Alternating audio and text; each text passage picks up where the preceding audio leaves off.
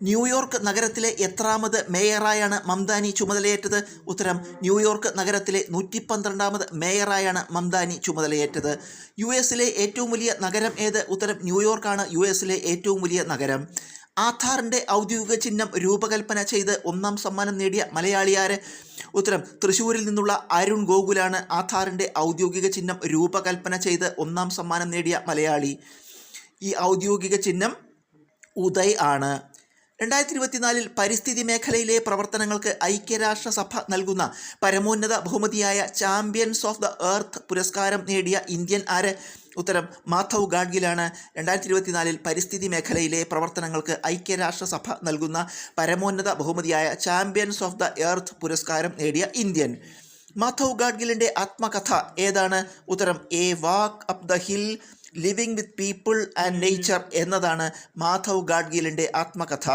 കലാ, സാഹിത്യ, സാംസ്കാരിക മേഖലകളിലെ സമഗ്ര സംഭാവനകൾ പരിഗണിച്ച് നൽകുന്ന 2025 കേരള നിയമസഭാ പുരസ്കാരം നേടിയതാര്?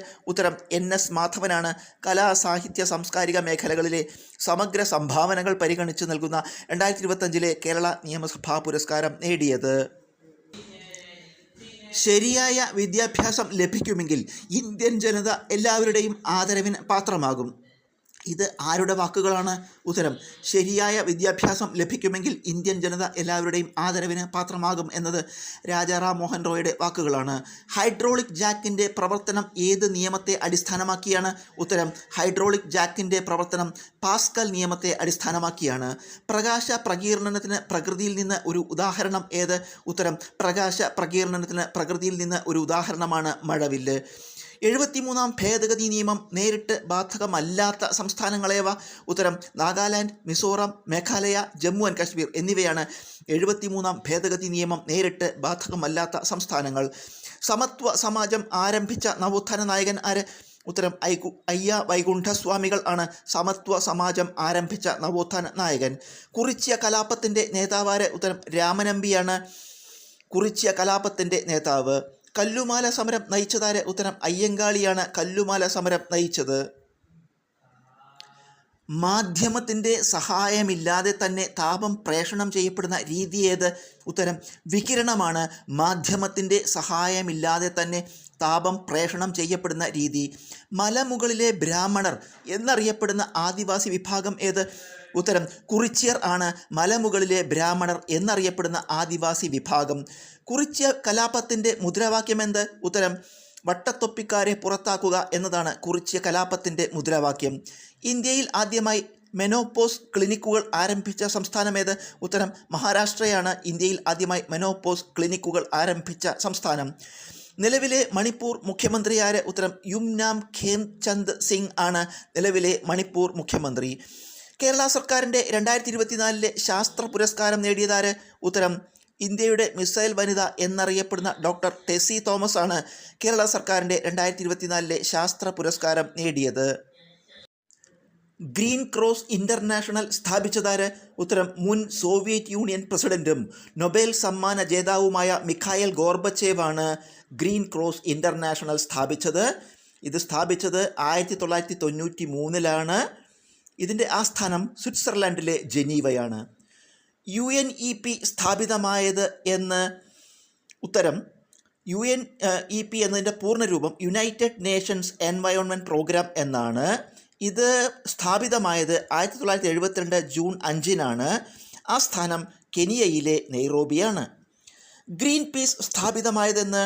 ഉത്തരം 1971 സെപ്റ്റംബർ 15 ഗ്രീൻ പീസ് സ്ഥാപിതമായത്. ഇതിൻ്റെ ആസ്ഥാനം ആംസ്റ്റർഡാമാണ്. ONV കുറുപ്പിന് വയലാർ അവാർഡ് നേടിക്കൊടുത്ത കൃതി ഏത്? ഉത്തരം ഉപ്പ് ആണ് ONV കുറുപ്പിന് വയലാർ അവാർഡ് നേടിക്കൊടുത്ത കൃതി. ONV കുറുപ്പിന് കേന്ദ്ര സാഹിത്യ അക്കാദമി അവാർഡ് നേടിക്കൊടുത്ത കവിതാ സമാഹാരം ഏത്? ഉത്തരം അക്ഷരം ആണ് ONV കുറുപ്പിന് കേന്ദ്ര സാഹിത്യ അക്കാദമി അവാർഡ് നേടിക്കൊടുത്ത കവിതാ സമാഹാരം. ONV കുറുപ്പിൻ്റെ ആത്മകഥ ഏത്?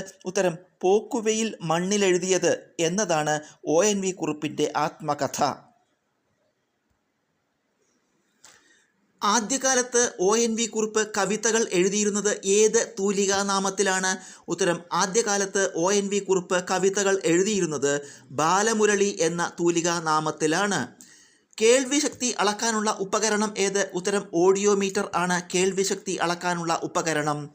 ശബ്ദത്തെക്കുറിച്ചുള്ള പഠനം ഏതു പേരിൽ അറിയപ്പെടുന്നു? ഉത്തരം ശബ്ദത്തെക്കുറിച്ചുള്ള പഠനം അക്കൗസ്റ്റിക്സ് എന്നറിയപ്പെടുന്നു. മനുഷ്യൻ്റെ ശ്രവണ പരിധി എത്ര? ഉത്തരം 20 ഹെർട്സ് മുതൽ 20 കിലോ ഹെർട്സ് വരെയാണ് മനുഷ്യൻ്റെ ശ്രവണ പരിധി. ഇന്ത്യയിലെ ജനസാന്ദ്രത ഏറ്റവും കുറവുള്ള സംസ്ഥാനം ഏത്? ഉത്തരം അരുണാചൽ പ്രദേശാണ് ഇന്ത്യയിലെ ജനസാന്ദ്രത ഏറ്റവും കുറവുള്ള സംസ്ഥാനം. ഇന്ത്യയിലെ ജനസാന്ദ്രത ഏറ്റവും കൂടുതലുള്ള സംസ്ഥാനം ഏത്? ഉത്തരം ബീഹാർ ആണ് ഇന്ത്യയിലെ ജനസാന്ദ്രത ഏറ്റവും കൂടുതലുള്ള സംസ്ഥാനം. ബൊട്ടാണിസ്റ്റുകളുടെ പറുദീസ, ഇന്ത്യയിലെ ഓർക്കിഡ് സംസ്ഥാനം എന്നിങ്ങനെ അറിയപ്പെടുന്ന സംസ്ഥാനം ഏത്? ഉത്തരം അരുണാചൽ പ്രദേശാണ് ബൊട്ടാണിസ്റ്റുകളുടെ പറുദീസ, ഇന്ത്യയിലെ ഓർക്കിഡ് സംസ്ഥാനം എന്നിങ്ങനെ അറിയപ്പെടുന്ന സംസ്ഥാനം. ഏറ്റവും കൂടുതൽ ഭാഷകൾ സംസാരിക്കുന്ന ഇന്ത്യൻ സംസ്ഥാനം ഏത്? ഉത്തരം അരുണാചൽ പ്രദേശാണ് ഏറ്റവും കൂടുതൽ ഭാഷകൾ സംസാരിക്കുന്ന ഇന്ത്യൻ സംസ്ഥാനം. ഏറ്റവും ജനസാന്ദ്രത കൂടിയ കേന്ദ്രഭരണ പ്രദേശം ഏത്? ഉത്തരം ഡൽഹിയാണ് ഏറ്റവും ജനസാന്ദ്രത കൂടിയ കേന്ദ്രഭരണ പ്രദേശം. ഹോക്കി മാന്ത്രികൻ എന്നറിയപ്പെടുന്ന കായിക താരം ആര്? ഉത്തരം ധ്യാൻചന്ദ് ആണ് ഹോക്കി മാന്ത്രികൻ എന്നറിയപ്പെടുന്ന കായിക താരം. ദേശീയ കായിക ദിനമായി ആചരിക്കുന്നത് ഏത് ദിവസമാണ്? ഉത്തരം ഓഗസ്റ്റ് 29 ദേശീയ കായിക ദിനമായി ആചരിക്കുന്നത്. ഓഗസ്റ്റ് 29 ധ്യാൻചന്ദിൻ്റെ ജന്മദിനമാണ്. ഒളിമ്പിക്സിൽ മെഡൽ നേടിയ ആദ്യ ഇന്ത്യൻ വനിത ആര്? ഉത്തരം കർണം മല്ലേശ്വരിയാണ് ഒളിമ്പിക്സിൽ മെഡൽ നേടിയ ആദ്യ ഇന്ത്യൻ വനിത. ഇവർ പങ്കെടുത്ത ഇനം വെയ്റ്റ് ലിഫ്റ്റിംഗ് അഥവാ ഭാരോദ്വഹനം ആണ്. ഇന്ത്യൻ ഒളിമ്പിക് അസോസിയേഷൻ പ്രസിഡൻ്റാകുന്ന ആദ്യ വനിത ആര്? ഉത്തരം PT ഉഷയാണ് ഇന്ത്യൻ ഒളിമ്പിക് അസോസിയേഷൻ പ്രസിഡൻ്റാകുന്ന ആദ്യ വനിത. പയ്യോളി എക്സ്പ്രസ് എന്നറിയപ്പെടുന്ന ആര്? ഉത്തരം PT ഉഷയാണ് പയ്യോളി എക്സ്പ്രസ് എന്നറിയപ്പെടുന്നത്. രാജ്യാന്തര ദിനാങ്ക രേഖയുടെ ഇരുവശവും തമ്മിലുള്ള സമയവ്യത്യാസം എത്ര? ഉത്തരം 24 മണിക്കൂറാണ് രാജ്യാന്തര ദിനാങ്ക രേഖയുടെ ഇരുവശവും തമ്മിലുള്ള സമയ വ്യത്യാസം. അമേരിക്കയെയും റഷ്യയെയും വേർതിരിക്കുന്ന കടലിടുക്ക് ഏത്? ഉത്തരം ബെറിങ് കടലിടുക്കാണ് അമേരിക്കയെയും റഷ്യയെയും വേർതിരിക്കുന്ന കടലിടുക്ക്. രാജ്യാന്തര ദിനാങ്ക രേഖ കടന്നുപോകുന്ന കടലിടുക്കേത്? ഉത്തരം ബെറിങ് കടലിടുക്കാണ് രാജ്യാന്തര ദിനാങ്ക രേഖ കടന്നുപോകുന്ന കടലിടുക്ക്. ഇൻ്റർനെറ്റിലൂടെയുള്ള ഇമെയിൽ സംപ്രേഷണത്തിന് ഉപയോഗിക്കുന്ന പ്രോട്ടോകോൾ ഏത്? ഉത്തരം SMTP ആണ് ഇൻ്റർനെറ്റിലൂടെയുള്ള ഇമെയിൽ സംപ്രേഷണത്തിന് ഉപയോഗിക്കുന്ന പ്രോട്ടോകോൾ. കേന്ദ്ര തോട്ടവിള ഗവേഷണ കേന്ദ്രം സ്ഥിതി ചെയ്യുന്നതെവിടെ? ഉത്തരം കാസർഗോഡാണ് കേന്ദ്ര തോട്ടവിള ഗവേഷണ കേന്ദ്രം സ്ഥിതി ചെയ്യുന്നത്.